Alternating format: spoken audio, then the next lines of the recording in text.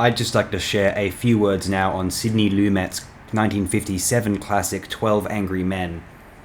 This film needs no introduction. I really don't want to condescend everyone and act like I'm the one perfect source for film knowledge. I dare not treat you as idiots, at least not deliberately. I feel an urge to share my own personal introduction to this film. It was something of a formative film for me. I remember watching it in bed when I was 12 on a weeknight, witnessing during my first year of high school. This was when I was trying to consume as much acclaimed film classics as I could find at a local video rental shop, which I was years later employed at until it closed down. It was a chase for these contained euphoria at a time when I lived for them. They were like drugs, the memories of which permeated the hazy, fading feeling of a depressing school day.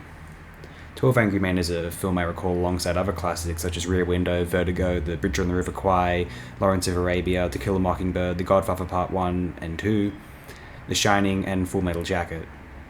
Easy to access and very easy for a young person to get hooked on film indulgence. Watching 12 Angry Men now, I am still very impressed with it. It is an absolutely fabulous debut feature. Lumet had been working in television for some time, although I had never actually viewed any of it. I have seen a couple of his television films from 1960, but this was after 12 Angry Men. The direction of the drama here is so beautifully considered, a lucid understanding of space and the power of angles. Cinematography is courtesy of Boris Kaufman, the director of photography for L'Atalante and On the Waterfront. I may have butchered the title of that the John Vigo film. I apologize.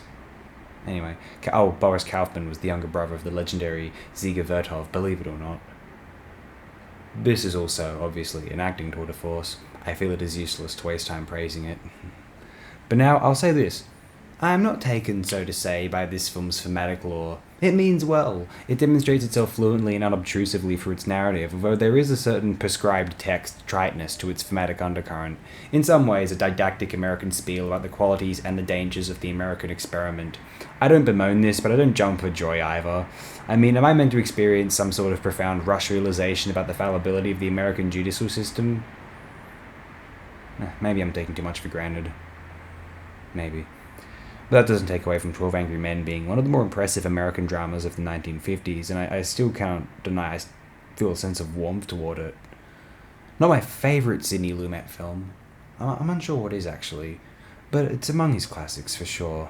This is the film I featured on this program, which I would most assume someone viewing the video has seen. It remains one of the most acclaimed films in American history, and its continual appeal is undeniable. This is quality stuff.